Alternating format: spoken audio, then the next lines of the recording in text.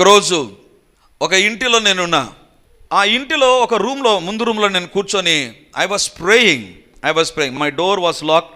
I was inside the room. నేను ఇంటి లోపల ఉన్నా. దేవుడు నాతో మాట్లాడుతున్నాడు, బయటికి వెళ్ళు. అక్కడ ఒక అమ్మాయి ఒకటి రాస్తూ ఉంది. I was shocked.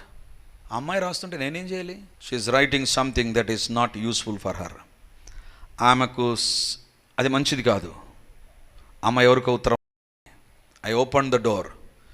ఆమె ఒక్కసారి షాక్ అయింది. ఏమ్మా ఏం చేస్తున్నావు? ఏం చేయలేదు. ఎందుకు చెప్తున్నాను తెలుసా? వాళ్ళ ఇంట్లో ఎవ్వరు తెలియకుండా పైకి వచ్చి ఒక లెటర్ రాసి దాంతో ఏదో కవర్ చేసుకోవాలనే ప్రయత్నం అమ్మాయిదిగా ఉండగా, దేవుడు ఆమెతో మాట్లాడిన విషయం ఏంటంటే, దాంతో కవర్ చేసుకుంటే తాత్కాలికం, ప్రభు రక్తాన్ని ఆశ్రయించు. ఈరోజు దేవుడు మనతో మాట్లాడుతున్నాడు. నీ భార్యకు తెలియకుండా నువ్వు పాపంలో జీవించవచ్చు, నీ భర్తకు తెలియకుండా నువ్వు పాపంలో జీవించవచ్చు, నీ యొక్క క్లాస్మేట్ తెలియకుండా కూడా you can maintain some relationship and you can continue with that. నువ్వు అనుకోవచ్చు, ఫోన్లో నా నెంబర్స్ వేరుగా పెట్టుకున్నా కదా, ఇంట్లో వాళ్ళకి దొరకకుండా ఫోన్ నెంబర్స్ని అడ్జస్ట్ చేసుకోవచ్చు. నువ్వు ఇంట్లో వాళ్ళకి తెలియకుండా you can have secret chattings by using different social media platforms. ఈ దినాల్లో ఉండేటువంటి సోషల్ మీడియా అంత పనికిమాలినటువంటిది. ఎందుకంటే I'm from computer background. I know how it was designed. నేను యూత్ మీటింగ్లో చాలాసార్లు చెప్తూ వచ్చాను, ఈ యొక్క ఇన్స్టాగ్రామ్, ఈ యొక్క ట్విట్టర్, ఈ యొక్క సోషల్ మీడియా అకౌంట్స్ ఒక వ్యక్తి పాపం యూజ్ చేయడానికి డెవలప్ చేయబడినవి, మర్చిపోద్దవి. మీ పిల్లలు వీటి దగ్గర జాగ్రత్తగా మీరు ఉండాలి. ఇక్కడ నీవు జాగ్రత్తగా ఉండాలి. దేవుని బిడ్డలారా, యూట్యూబ్లో ఉండేటువంటిది వేరు, ఇన్స్టాగ్రామ్లో ఉండేటువంటిది వేరు. యూట్యూబ్లో ఏది సెర్చ్ చేస్తావో అదే వస్తుంది. ఇన్స్టాగ్రామ్లో ప్రతిదీ వస్తుంది. నువ్వు అలా స్వైప్ చేస్తుంటే అలా వస్తూ ఉంటుంది. స్వైప్ చేస్తూ ఉంటే వస్తుంది. పాపం నీ దగ్గరికి చాలా సులువుగా వచ్చేసింది. ఈ పాపాన్ని కవర్ చేసుకోవడానికి కూడా 1,000,000 టెక్నాలజీస్ వచ్చేసాయి. అవి తాత్కాలికమైన పరిష్కారాన్ని, ఉపశమనాన్ని నీకు కలిగిస్తాయి. బట్ దేవుడు అంటున్నాడు, ఆదామా హవ్వ, మీకు తెలివి ఎక్కువ. అంజు ఆకులు తీసుకున్నారు, వాటిని కుట్టారంటండి. They used their technology, they have used their own methodology. వారికి సంబంధించిన ఒక ప్రక్రియను వాడి వాళ్ళు ఏం చేశారంటే, ఆకులను కలిపి వాళ్ళకు తగిలించుకోవడానికి అనువుగా. అమ్మో, ఎంత గొడ్డు తెలివితేటలు! ఈరోజు నువ్వు కూడా చర్చిలో కూర్చుంటావు, ఏం చేస్తున్నావు? వాక్యం బైబిల్ ఉంటుంది. కొద్దిసేపు అయిన తర్వాత అలా అంటే చాలు, పక్కన ఇన్స్టాగ్రామ్ వచ్చేస్తుంది. అలా అంటే చాలు, యూ కెన్ ప్లే సంథింగ్. అలా అంటే చాలు, మళ్ళీ వాక్యమా? జాగ్రత్త, సెల్ ఫోన్లో అంటున్నా, మళ్ళీ బైబిలే వచ్చి ఉంటుంది. Don't play with God. Don't cover your worst sinful nature with your own technologies. God knows about that. దేవునికి తెలుసు. దేవుని బిడ్డలారా, నేను ఈరోజు ఇక్కడ నిలబడి వాక్యం చెప్తుండవచ్చు. నేను ఏ పాపాన్ని కప్పిపెట్టి ఇక్కడ నిలబడ్డానో దేవునికి తెలుసు అండి. మీరు ఏ పాపాన్ని కప్పిపెట్టి ఇక్కడ కూర్చున్నారో దేవునికి తెలుసు. నీ ప్రయత్నాలు తాత్కాలికం. నష్టం జరగకముందే దేవుడు నీతో మాట్లాడుతుంటున్నాడు. నష్టం జరగకముందే. మా చిన్నమ్మ ఒక ఉండేదండి. ఆమె ప్రభు దగ్గరికి వెళ్ళిపోయారు. ఇప్పుడు ఆమెకు ఉండేటువంటి స్వభావం ఏంటంటే, తనకు కొన్ని హెల్త్ ఇష్యూస్ ఉంటే ఆమె ఏం చేసేటువంటిది అంటే, ఎవరికి చెప్పదు. ఎందుకంటే చాలా నామోషం. అమ్మో నాకు హెల్త్ ఇష్యూ వచ్చిందే, అమ్మో నన్ను రోగి అంటారని ఎవరికి చెప్పదు. ఒకరోజు ఏమైందంటే, సడన్గా నాకు ఫోన్ వచ్చేసింది, ఆంటీని అడ్మిట్ చేశాము. ఎందుకు అడ్మిట్ చేశారు? చాలా సీరియస్గా ఉంది, ఆమెకు అడ్మిట్ అయిపోయింది, వెంటనే వచ్చేసాయి. సో నేను వెంటనే వెళ్ళాను. ఏమని చూస్తే కాలు ఇంత వాచిపోయిందండి, నల్లగా అయిపోయింది. నేను అడిగాను, ఏంటి ఏమైంది, ఎందుకు ఇంత సడన్, ఏం కుట్టింది అని. గిట్టలా ఎప్పటి నుంచో ఆమెకు కాలు స్వెల్లింగ్ వస్తే ఆమె చేసినటువంటిది ఏంటంటే, ఎవరికి కనపడకుండా చీరతో కప్పుకునేది అంతే. పోతుందిలే, ఏం కావుతుందిలే. ఒకవేళ నాకు హెల్త్ ప్రాబ్లం అని చెప్తే నన్ను హాస్పిటల్లో జాయిన్ చేస్తే ఎట్లా? లాస్ట్కి ఎంత స్టేజ్ వచ్చిందంటే, అది గ్యాంగ్రీన్. ఇంకా నెక్స్ట్ స్టేజ్ స్టార్ట్ అయిపోతే ఆమె కాలు తీసేస్తారు. అప్పుడు ఇంట్లో వాళ్ళు తెలుసుకొని బలవంతంగా తీసుకొని పోయారు. ఆమె అనుకున్నది, కవర్ చేసుకుంటే పోతుందిలే, ఏమవుతుందిలే.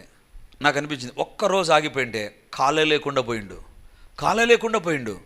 ఈరోజు ఏ విషయాన్ని కప్పిపెట్టుకుంటున్నాను నీకు తెలుసు.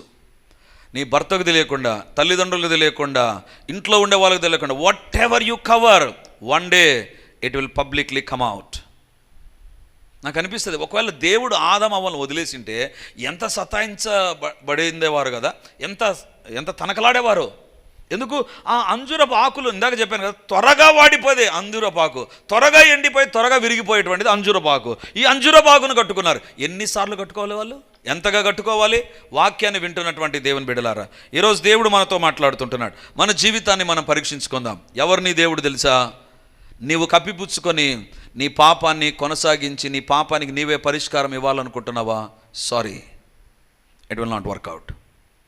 ఆయన తన రక్తముతో, అందుకే గొర్రె పిల్ల వధించబడింది, లేదా ఏ పశువు వధించబడిందో నాకు తెలియదు, బట్ వధించబడి ఆ చర్మము చొక్కాయి ఆదాము వేసుకున్నాడు. దేవుని బిడ్డలారా, ఈరోజు దేవుడు నీతో మాట్లాడుతుంటున్నాడు. You have done something to cover your sin. నీ పాపాన్ని కప్పుకోవడానికి నువ్వు ఏదో ప్రయత్నం చేసావు, ఏదో ఉపయోగించావు, నీ గొడ్డు తెలివితేటలు ఉపయోగించబడి ఉంటాయి. కానీ గుర్తుంచుకో, ఈరోజు దేవుడు వార్న్ చేస్తున్నాడు, హెచ్చరిస్తుంటున్నాడు. If you don't leave that sin, ఆ పాపాన్ని వదిలిపెట్టకపోతే ఆ పాపమే నిన్ను పబ్లిక్ ఫిగర్గా చేస్తుంది. అది అందరి ముందర నిన్ను నిలబెడుతుంది. పాపానికి ఉండే స్వభావం అదే అండి. నాకు అనిపిస్తుంది, ఆదాము హవ్వలను పండు తినమన్నాడు సాతాను. తిన్న తర్వాత ఇప్పుడు వారికి శరీరాన్ని కప్పుకోవాలి. మరి ఆదాము హవ్వల దగ్గరికి సాతాను వచ్చి ఇలా చేయండి అని చెప్పొచ్చుగా? చేయడు, చెప్పడు. లేదా దేవునికి తెలియకుండా ఏ రకంగా ఉండాలి చెప్పు సాతాను అంటే అది చెప్పడు. అడ్డంగా, మన భాషలో చెప్పాలంటే అడ్డంగా బుక్ చేస్తాడు, వదిలేస్తాడు. నీ జీవితంలో నీ ఫ్రెండ్స్ అయినా, నీ యొక్క టెక్నాలజీ అయినా, నీకున్న టాక్టిక్స్ అయినా పాపాన్ని కొద్ది వరకే కప్పి పెడతాయి. ఆ తర్వాత you have to face the consequence. ఈరోజు దేవుడు అడుగుతుంటున్నాడు, ఒకవేళ చర్చికి వస్తూ చర్చికి నేను రావడం ద్వారా నా పాపం కవర్ చేసుకుంటాను అనుకుంటున్నావా? ఎక్కువ రోజులు జరగదు. నేను బైబిల్ చేత పట్టుకొని బైబిల్ చదువుతూ ఒక బిల్డప్ ఇస్తాను అనుకున్నావా? ఎక్కువ రోజులు జరగదు. నేను ఏదో సేవలో కష్టపడి పని చేస్తున్నా, అందరూ నన్ను గమనిస్తుంటున్నారు, నేను పని చేస్తున్నా, కప్పిపుచ్చుకోలే. నువ్వు నీ పాపాన్ని ప్రభు రక్తము కప్పిపుచ్చితే తప్ప విడుదల లేదు. అందుకే దేవుడు ఆదాము హవ్వలను చూశాడు, అరే వీళ్ళు కప్పిపుచ్చుకోవడం వీళ్ళ చేత కాదు, let me cover their since. వాళ్ళ పాపం ద్వారా కలిగిందని నేను కవర్ చేస్తా. అందుకే బైబిల్లో వ్రాయబడింది కదా, ఈయన ఎవరు తెలుసుగా? లోక పాపమును మోసుకొని పోవు దేవుని గొర్రెపిల్ల. ఈరోజు ప్రభు మనతో మాట్లాడుతున్నాడు. ఎవరు దేవుడు తెలుసా? ఆయన నామం ఏంటి తెలుసా? ఎల్ హమెకసే. ఆయన కప్పి ఉంచే దేవుడు. ఒకటి, నీ పాపాలను క్షమించి తన రక్తముతో కప్పి ఆ పాపాలకు సమాధి పలికే దేవుడు యేసుక్రీస్తు ప్రభు, కప్పి ఉంచే దేవుడు. రెండవదిగా ఆయన ఎవరు తెలుసా? 91వ కీర్తన. ఏ విషయంలో దేవుని కవరింగ్ మనకుంటుంది? కప్పి ఉంచే దేవుడు మన దేవుడు. 91వ కీర్తన 4వ వచనం. ఆయన తన రెక్కలతో నిన్ను కప్పును, ఆయన రెక్కల క్రింద నీకు ఆశ్రయం కలుగును. ఆయన తన రెక్కలతో నిన్ను, 91వ కీర్తన 4వ వచనం. ఆయన తన రెక్కలతో నిన్ను కప్పును. ఆదాము హవ్వలను దేవుడు దేంతో కప్పాడు? చర్మపు చొక్కాయలతో కప్పాడు. అది మొదటి పాయింట్. రెండవదిగా ఇప్పుడు దేవుని యొక్క వాక్యం చెప్తుంది, ఆయన తన రెక్కలతో నిన్ను కప్పును. అంటే పరలోకంలో కెరూబులకు 6 రెక్కలు కలిగి 2టితో ఎగురుచు, 2టితో కప్పుకొనుచు, 2టితో దేవుని సన్నిధానంలో ఎగురుచున్నటువంటి రెక్కలు కలిగినవి అక్కడ ఉన్నాయి. కానీ ఇక్కడ దేవుని యొక్క రెక్కలంటే it's not a physical wings. దేవునికి 2 రెక్కలు ఉన్నాయని కాదు దాని అర్థము. ఇక్కడ పోల్చి చెప్తుంటున్నాడు, దేవుడు ఎవరు తెలుసా? ఆయన తన రెక్కలతో నిన్ను కప్పును. ఒక చిన్న కోడి తన రెక్కలతో తన దగ్గర ఉన్నటువంటి చిన్న చిన్న పిల్లలను ఏ రకంగా కప్పుతుందో అదే రకంగా దేవుడు కప్పుతాడంట. ఒకటి, నీ పాపాన్ని ఆయన తన రక్తంతో కప్పి కడిగేసి ఆయన నిన్ను పరిశుద్ధపరుస్తాడు. రెండవదిగా, ఎప్పుడైతే దేవుని రక్తాన్ని బట్టి నువ్వు కాపాడబడి, if you are covered with the blood of Jesus or if God covers your sin, next stage ఏముంటుంది తెలుసా? ఆయన తన రెక్కలతో నిన్ను కప్పును. అదేమో రక్తముతో, అదేమో వస్త్రముతో కప్పినటువంటిది అయితే, ఇదేంటిదంట? బైబిల్లో వ్రాయబడింది, ఆయన తన రెక్కలతో నిన్ను కప్పును. He will cover you with his wings. ఆయన తన రెక్కలతో నిన్ను కప్పును. ఎందుకు కప్పుతావు ప్రభువా రెక్కలతో? 3వ వచనం. వేటకాని ఉరిలో నుండి ఆయన నిన్ను విడిపించును, నాశనకరమైన తెగులు రాకుండా నిన్ను రక్షించును. ఆయన తన రెక్కలతో నిన్ను కప్పును, ఆయన రెక్కల క్రింద నీకు ఆశ్రయము కలుగును. ఆయన సత్యము కేడెమును డాలునై ఉన్నది. రాత్రి వేళ కలుగు భయమునకైనను, పగటి వేళ ఎగురు బాణమునకైనను, చీకటిలో సంచరించు తెగులునకైనను మధ్యాహ్నమందు పాడు చేయి రోగమునకైనను నీవు భయపడకుందువు. నీవు భయపడకుండా ఉందువు. ఎందుకు రెక్కల కాపుదల కావాలి అంటే పైన గద్ద ఎప్పుడైతే వస్తుందో, మీరు కోళ్ళను పెంచిన వాళ్ళైతే, కోళ్ళను తినే వాళ్ళని గురించి కాదు నేను చెప్పేది, కోళ్ళను పెంచిన వాళ్ళైతే కోడి ఎప్పుడైతే గద్ద రావడం చూస్తుందో ఆ తల్లి కోడి ఒక విచిత్రమైన శబ్దం చేస్తుందండి. మామూలుగా అది కొక్కరోకో అనాలి, అది అనదండి, అలా అనదు, కొక్క అంటది. అంటుండగానే ఎక్కడెక్కడ ఆ చిన్న పిల్లలు తిరుగుతున్నాయో వెంటనే అవన్నీ తల్లి దగ్గరికి పరిగెత్తుకుంటూ వస్తుందండి. అప్పటికే ఆ తల్లి ఇలా తెరిచింటుంది రెక్కలు, వెంటనే ఆ రెక్కల నీడలోనికి ఆ యొక్క చిన్న బిడ్డలు వచ్చేస్తాయి. దేవుడు దాన్ని దృష్టిలో పెట్టుకొని మాట్లాడుతున్నాడు. సాతాను నీపైకి నీ కుటుంబం పైకి దాడి చేయడానికి వస్తుండగా ఈ చిన్న కోడి పిల్లలకు తెలియదు, అవి తింటూ ఉంటాయి, అవి తిరుగుతూ ఉంటాయి, లేదా ఇంకా అక్కడి పోలే ఇక్కడి పోలే అనే ఆలోచనలో ఆ కోడి పిల్లలు ఉంటుండగా తిరుగుతూ ఉండగా తల్లి గమనిస్తుంది, పైన గద్ద వస్తుంది, పైన ఎవరో దాడి చేయబోతున్నారు. వెంటనే ఇడివల అలాం. ఈరోజు దేవుడు అడుగుతుంటున్నాడు, నీకు ఒక శ్రమ, ఒక కష్టం రాకముందే నీవు దేవుని రక్తం ద్వారా కడగబడితే ఉండేటువంటి ధన్యత ఏంటి తెలుసా? ఆయన తన రెక్కలతో నిన్ను కప్పును. హల్లెలూయా, హల్లెలూయా. ఎన్నున్నాయి, ఎన్ని సమస్యలు ఉన్నాయి తెలుసా మనకు? చూడండి బైబిల్లో 3వ వచనం, వేట కాని ఉరి ఒకటి, రెండవదిగా నాశనకరమైన తెగులు, 5వ వచనం రాత్రి వేళ కలుగు భయం, 5వ వచనంలోనే పగటి వేళ ఎగురు బాణం, 6వ వచనం చీకటిలో సంచరించు తెగులు, 6వ వచనంలో మధ్యాహ్నమందు పాడు చేయు రోగం. ఇన్ని మనకు వ్యతిరేకంగా ఉన్నాయండి. ఒకటి బైబిల్లో ఏమని రాయబడింది? వేట కాని ఉరి. అంటే ఈ యొక్క పక్షులను కానీ కోళ్ళను కానీ పట్టుకోవడానికి ఒక ట్రాప్ అనేటువంటిది ఉంటుంది, ఒక ఉరి అనేటువంటిది ఏర్పరుస్తారు. ఇది తెలియదు వాటికి. అది ఏమనుకుంటాయంటే పక్షులు ఇది కూడా ఆహారం దొరికే స్థలం దిగుతాయి, చిక్కుకొని పోతాయి. పక్షికి తెలివి లేదు, అది సమస్యనా అది ఆహారమా, అక్కడ చిక్కుకుంటానా అక్కడ ఆహారంతో బలపరచబడతానా, ఆ పక్షికి తెలియదు. కానీ ఎప్పుడైతే నువ్వు దేవుని రక్తం ద్వారా కడగబడతావో God will give you a warning. దేవుని బిడ్డలారా, చాలా సందర్భాల్లో చాలా కుటుంబాలకు నాకై నేనే ఫోన్ చేసి జాగ్రత్త, ఇలా చెయ్యండి, అలా చెయ్యండి, ఇలా ఉండాలి నీ బిజినెస్లో, ఇలా ఉండాలి మీ ఇంటిలో అని చెప్పడానికి గల కారణం ఏంటంటే God will in advance reveal something that you can be protected. కానీ విచిత్రం ఏంటి తెలుసా? 90% చర్చికి వచ్చే వాళ్ళు వినింటారండి, కానీ ఆ 10 మంది ఉంటారు, వాళ్ళ విషయంలో నేను చాలా బాధపడుతుంటాను. వాళ్ళకు దేవుడు చెప్పింటాడు ముందుగా ఇలా ఉండాలి, ఇలా చేయాలి, ఇలా ప్రార్థనలు చేయాలి, చెయ్యరు. భయంకరమైన నష్టం జరిగిన తర్వాత ఆ తర్వాత మళ్ళీ దేవుని దగ్గరకు వస్తారు. దేవుడు ఎవరు తెలుసా? కప్పి ఉంచే దేవుడు. అంటే నీ మీదికి సాతాను దాడి జరగక ముందే. దేవుని బిడ్డలారా, ఈరోజు ఒక మాట చెప్తున్నా, మీరు ఏ సందేశమైనా మీకు సంబంధించిన సందేశం ఒకటి వినండి, ఖచ్చితంగా మీకు సమస్య రాకముందే అక్కడ ఒక సందేశం ఇచ్చింటాడు దేవుడు. ఖచ్చితం, ఇది ధైర్యంగా ఖరాఖండితంగా నేను చెప్తున్నా. ఎందుకు తెలుసా? సందేశాలు నేను కూర్చొని 2 నిమిషాల్లో రాసుకొని వచ్చి ఏదో చెప్పేటువంటి టీచర్ చేసే పని, లేకపోతే లెక్చర్ చేసే పని కాదు. దేవుని సన్నిధానంలో ఈరోజు ఆదివారం అయిపోయిన తర్వాత వచ్చే ఆదివారంకి ఈరోజు రాత్రి నుంచే ప్రార్థన మొదలవుతుంది. ప్రభా, ఏ సందేశం ఇవ్వాలి ప్రభా, ఎవరు వస్తారో, ఏం మాట్లాడతారో, I don't no lord, you speak to them in advance. God will reveal something that you can be protected. నీకు వ్యతిరేకంగా వేట కాని ఉరింది, నీకు వ్యతిరేకంగా నాశనకరమైన తెగులుంది, నీకు వ్యతిరేకంగా ఉండేటువంటి పరిస్థితి ఏంటి? ఆ బైబిల్లో గమనిస్తే రాత్రి వేళ కలుగు భయం. సడన్గా రాత్రిలో భయం వేస్తుంది, నిద్రలో ఉలిక్కి పడి లేచి కూర్చుంటావు, అది భయం, రాత్రిలో కలిగేటువంటి భయం. ఈరోజు మీ ఇంట్లో పిల్లలు కూడా సడన్గా లేచి ఏదో ఉలిక్కి పడి లేచి కూర్చుంటే వెంటనే మరుసటి రోజు జ్వరం వచ్చి ఉంటుంది. రాత్రి వేళ కలుగు భయం, అది that is an attack of the devil. లేదా నీ ఇంట్లో వాళ్ళు పడుకొని నిద్రపోతుంటారు, నువ్వు కూడా నిద్రపో, సడన్గా నీకు మెలకు వస్తుంది, చూస్తే ఆ వ్యక్తి ఏదో కలలో మాట్లాడుతూ ఉంటాడు, ఏదో భయపడుతున్నాడు, అమ్మో ఎందుకు నీకు మెలకు రావాలి, అతడు మాట్లాడేది నీకు వినపడాలి అంటే దేవుడు తెలియజేస్తున్నాడు, something is happening in spiritual. ఆత్మ ప్రపంచంలో ఏదో జరుగుతుంది, బీ కేర్ఫుల్, ప్రే. దేవుని బిడ్డలారా, if you don't hear that you are the loser. ఈరోజు దేవుడు మనతో మాట్లాడుతుంటున్నాడు. రాత్రి వేళ కలుగు భయం. నెక్స్ట్ పగటి వేళ ఎగురు బాణం ఎగురుతూ ఉంది. దేవుని బిడ్డలారా, ఇప్పుడు చూస్తుంటున్నాం మనము, రాత్రిలో దీపాల రోజులు కాలుస్తాం, సాతాను బాణాలు రాత్రిలో కనపడితే ఈజీగా గుర్తుపడతాం, పగటి వేళ కనపడదు అనుకో, బాణం కనపడదు. బాణం ఎందుకు ఆ లైటింగ్కు బాణం కనపడదు? సాతాను చేసే దాడి ఏ రకంగా ఉంటుందని sir, some time it will be invisible.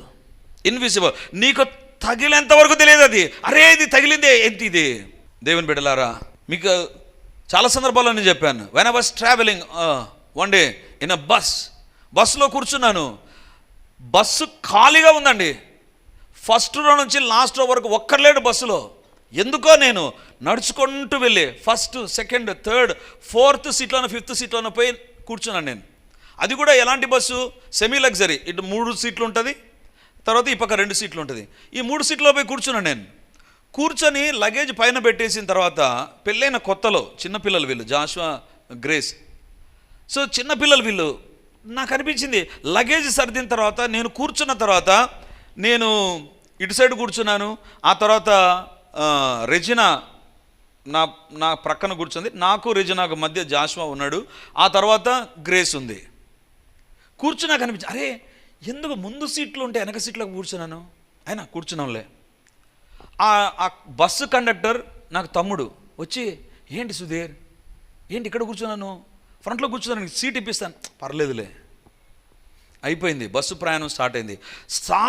Bus start అయినప్పటి నుంచి ఎవరో నాకు చెవిలో చెప్తున్నారు, దేవుని రక్తాన్ని ఆశ్రయించు, దేవుని రక్తాన్ని ఆశ్రయించు, దేవుని రక్తాన్ని ఆశ్రయించు. ఐ డోంట్ నో ఎందుకు ప్రభా, ఎక్కడైనా తప్పు చేసామా, క్షమించు ప్రభా. దాని విషయం కాదనిపిస్తుంది. మళ్ళీ ఒక స్వరం వినపడుతుంది. దేవుని బిడ్డలారా, దేవుని స్వరం ఏ రకంగా ఉంటుందంటే, నీ చుట్టూ ఎంత డిస్టర్బెన్స్ ఉన్నా గుర్తుంచుకో, you can hear the voice of the lord very clearly, very audibly. Bus ప్రయాణంలో ఇంకా సెమీ లగ్జరీలో ఫుల్ ఏమన్నా జనాలు ఉన్నారు, లగేజ్ ఎక్కడైనా ఉంది, ఎక్కడ చూసినా మనుషులే ఉన్నారు. కొంతమంది పాటలు పెట్టుకున్నారు, కొంతమంది మాట్లాడుతున్నారు. But I could hear one thing, దేవుని రక్తాన్ని ఆశ్రయించు, దేవుని రక్తాన్ని. అప్పుడు అనిపించింది, అమ్మో సాతాను ఏదో జర్నీలో ప్లాన్ చేశాడేమో, దేవాని రక్తాన్ని నా పైన ప్రోక్షించు, నా బిడ్డల పైన ప్రోక్షించు, నా పైన ప్రోక్షించు, నా బిడ్డల పైన. కొద్దిసేపు అయిన తర్వాత ఎందుకు ప్రార్థన ఆపేశాను.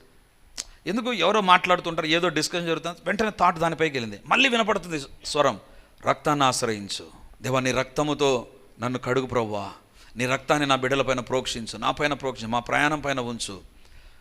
తిరుపతి నుంచి బయలుదేరాం, రేణిగుంట దాటాం. ఆడ ఘాట్ సెక్షన్ వస్తుందండి. ఘాట్ సెక్షన్లో బస్సులు ఇట్లా పైకి ఎక్కి మళ్ళీ నేరుగా వెళ్ళిపోతాయి. కరెక్ట్గా అక్కడికి వచ్చినప్పుడు నేను ఇట్లా కూర్చున్నాను, లాస్ట్లో కూర్చున్నాను. నేను చూస్తే సడన్గా ఇట్లా చూస్తే రెజినా ఏం చేసిందంటే, ఆ ప్రక్కన ఉన్న గ్రేస్ని తీసుకొని తన పైన కూర్చోబెట్టుకొని కింద ఉండే బ్యాగ్ తీసి ఆ పక్క పెట్టింది. నాకు అనిపించాయి, పిల్లలకు కూడా సీటుకి డబ్బు కట్టాం కదా, టికెట్ తీసుకున్నాం కదా, ఏంది మీద కూర్చోబెట్టుకుంటుంది అని, ఎందుకు కూర్చోబెట్టావని అడగాలనిపిస్తుంది. కానీ వెంటనే వద్దు ఎవరో వద్దు అన్నట్టుగా సరే ఇలా చూసి కూర్చున్న తర్వాత ఎవరో చెప్తున్నారు, రక్తాన్ని ఆశ్రయించు, దేవాన్ని రక్తాన్ని ప్రోక్షించు ప్రవ్వా అని. ఇలా చూస్తే అండి వర్షం పడుతుంది. ఇలా వెహికల్ అలా పైకి వెళ్ళిన తర్వాత ఇట్లా ఏటవాలుగా పైకి వెళ్ళిన తర్వాత ఎదురుగా ఏముండదో పైకి ఎక్కిన తర్వాత కనపడుతుంది కదా. సో ఇలా పైకి ఎక్కిన తర్వాత ఎదురుగా పెద్ద లారీ, ఐరన్ ఓర్ ఉండే లారీ అక్కడ పోతున్నట్టుగా ఉంది. కానీ వాస్తవం ఏంటంటే అది నిలబడిపోయింది అక్కడ, రిపేర్ వచ్చి. ఇలా మేము పైకి ఎక్కాము. పైకి ఎక్కిన తర్వాత 50 కిలోమీటర్ల వేగంలో ఉన్నాడు. ఇటుపక్కకు వస్తామని చూసాడు డ్రైవరు, అటుపక్క నుంచి వెహికల్ వస్తుంది. ఇంకా ఒకటే ఆప్షన్, ఇటు సైడ్ వెళ్ళాడా, ఎదురుకు వస్తున్న వెహికల్, వేగంగా వస్తున్న వెహికల్ కొట్టేశాడంటే చాలామంది చచ్చిపోతారు. కాబట్టి డ్రైవర్ ఏం చేశాడంటే, ఇంకా విధి లేని పరిస్థితి, ఈ పక్క కొండ, వెనకకు వెళ్ళడానికి లేదు, ఎందుకు ముందులోనే ఉన్నా. అప్పుడే పైకి వచ్చాము, ఇంక రివర్స్ వెళ్ళడం లేదు. హై ఎక్సలేటర్ ప్రెస్ చేశాడు. వెంటనే చేసిన ఒక పని, నేను చూస్తున్న డ్రైవర్ అని అరవబోతున్నగానే కొట్టేశాడు. ఎదురుగున్న ఐరన్ ఓర్ లాడ్ని కొట్టేశాడు. నా కళ్ళ ఎదుట లైవ్ యాక్సిడెంట్ చూశాను. ఒక్కసారి లైట్లన్నీ ఆగిపోయాయండి. ఒక్కసారి అరుపులు, కేకలు, అమ్మో అమ్మో అని అరుస్తున్నారు. నా ముందు సీట్లో ఉన్న ఆయన లేచి నిలబడి వాళ్ళ భార్య ఏడుస్తుంది, అయ్యో నొప్పి నొప్పి అని అరుస్తుంది. అర్థమైంది. ఇటు సైడ్ చూశాను, వీళ్ళు ఎవరు అరచలేదు. ఆ శబ్దానికి ఏదో నా తలపైన పడినట్టుగా అనిపించిందండి. ఇలా చెయ్యి ఇట్లా పెట్టుకొని చూస్తే బ్లడ్ ఉంది, రక్తం ఉంది. ఏంటి రక్తం ఉంది అనుకొని రెజినాకు చూడు ఏమన్నా దెబ్బ తెలియదా? నాకు ఏం లేదండి, ఏదో పడినట్టుంది. ఎందుకు పడిందని వెనక్కి తిరిగి చూస్తే ఆర్టీసీ బస్సుకు సీట్ పైన ఇలా ఒక రాడ్ వస్తుంది కదా పట్టుకోవడానికి, ఆ రాడ్ ఏమైంది తెలుసా, నా వెనక కూర్చున్న వ్యక్తి ఆయన ఇలా ముందుకు వస్తే ఇక్కడ తగిలిందండి, ఇక్కడ ఓపెన్ అయిపోయింది, ఆ బ్లడ్ నా తలపైన పడింది. సరే నేను వెంటనే లేస్తే చాలా గ్యాప్ ఉంది నాకు సీటుకు, ఈజీగా లేచాను. నిలబడిన తర్వాత ఆ ప్రక్కన ఆమె ఏడుస్తుంది, అయ్యో నొప్పి అవుతుంది. వాళ్ళ భర్త అన్నాడు, అయ్యా నా భార్య కింద పడిపోయింది, లేపుదాంరా. పోయి లేపితే ఆమె కాలు విరిగిపోయింది. వెంటనే మా తమ్ముడు అని చెప్పాను కదా, అతను నా దగ్గరికి వచ్చాడు. ఏమైంది సుధీర్? నాకేం కాలేదు. ఆయన తలకి ఇక్కడ పగిలింది, ఆయనకు రక్తం వస్తుంది. బస్సులో ఉన్న ప్రతి ఒక్కరికి దెబ్బలు తగిలాయి, ప్రతి ఒక్కరూ రక్తముతో తడిచిపోయారు. డ్రైవర్ ఎట్లున్నాడు తెలుసా, ఆ స్టీరింగ్ ఆయన స్టీరింగ్ మధ్యలో ప్రెస్ అయిపోయాడు, ఇరుక్కొని పోయి గట్టిగా కేకలేస్తున్నాడు. అప్పుడు నాకు అనిపించింది, నేను నిలబడుకోనున్నా, సెల్ టార్చ్ ఆన్ చేసి పిల్లలను చూసా. వాళ్ళు కామ్గా ఉన్నారు. అందరి అరుపులకు గట్టిగా అరుపులు ఏడుపులకు గ్రేసీ కూడా ఏడవడం మొదలుపెట్టింది భయపడి. నేను చూశాను, ఏమైంది? ఏం కాలేదు. అప్పుడు నాకు అనిపించింది, వాట్ హ్యాపెండ్? వెనక ఉన్న వాళ్ళకు దెబ్బలు, తల పగిలింది, ముందున్న ఆమె కాలు విరిగిపోయింది. ఫ్రంట్ సీట్లో అప్పుడే ఆర్థోపెడిక్ ఆపరేషన్ అయిపోయి క్రాస్ చెక్ చేయించుకొని ఇక బాగుందని కట్టు తీసుకొని వచ్చిన ఆమె ఎగిరి కింద పడి మళ్ళీ కాలు ఇరిగింది. డ్రైవర్ ప్రెస్ అయిపోయాడు, ఏం జరిగింది? వీళ్ళందరికీ జరగగా మాకెందుకు జరగలేదు అని నిలబడితే, నేను నిలబడిన తర్వాత నాకు గ్యాప్ ఉందండి, కానీ అటు సైడ్ చూస్తే చాలా నేరోగా ఉంది. నాకు అప్పుడు అనిపించింది, ఏం జరిగింది అంటే అప్పుడు పరిశుద్ధాత్మ దేవుడు మాట్లాడుతున్నాడు. ఎందుకు రెజీనా అక్కడ కూర్చున్న గ్రేస్ను తన పైన పెట్టుకుని తెలుసా? ఒకటి ఇలా నా ముందుండే సీటు ఇలా జరిగిందండి. దట్ ఈజ్ వై నేను ఇలా ముందుకు తగల్లా. ఒకవేళ నా కూతురు అక్కడ ఉంటే ఆ సీటు ఇలా తిరిగితే ఆ అమ్మాయి కాలు విరిగిపోయేది. దేవుని బిడ్డలారా, ఆ యొక్క బస్సు క్రిక్కిరిసిన జామ్ ప్యాక్ అయిన బస్సులో మేము నలుగురమే ఒక్క దెబ్బ తగలకుండా, రక్తం కారకుండా కిందికి దిగాం. హల్లెలూయా, హల్లెలూయా. తన రెక్కలతో నిన్ను కప్పును. I don't know why God's voice was so audible. దేవుని రక్తాన్ని ఆశ్రయించు ఎందుకు చెప్పాడంటే, దేవుడు ముందుగానే చూశాడు, something is going to happen. దేవుని బిడ్డలారా, నేను రెజీనా బస్సులోంచి దిగి బస్సులో ఉండే వాళ్ళందరినీ మేము దింపుకొని 108కి మేము ఫోన్ చేసి అందరినీ బస్సులో పంపించి లేదా ఈ అంబులెన్స్లో పంపించి, why? There is a God who will cover us with his wing. ఆయన తన రెక్కలతో నిన్ను కప్పును. హల్లెలూయా. ఆయన కప్పి ఉంచే దేవుడు. నీకు వ్యతిరేకంగా రాత్రి వేళ కలుగు భయం ఉంది, పగటి వేళ ఎగురు బాణం ఉంది, చీకటిలో సంచరించే తెగులు ఉంది, మధ్యాహ్నమందు పాడుచే రోగం ఉంది. వీటన్నిటి మధ్య it may be a physical danger or a spiritual danger or emotional attack, ఏదైనా సరే దేవుడు అంటాడు, ఆయన తన రెక్కలతో నిన్ను కప్పును. ఆయన కప్పి ఉంచే దేవుడు. పాపం విషయంలో నిన్ను కప్పి ఉంచుతాడు, ప్రమాదాల విషయంలో నిన్ను కప్పి ఉంచుతాడు. దేవుని ఎదుట ప్రార్థన చేద్దాం.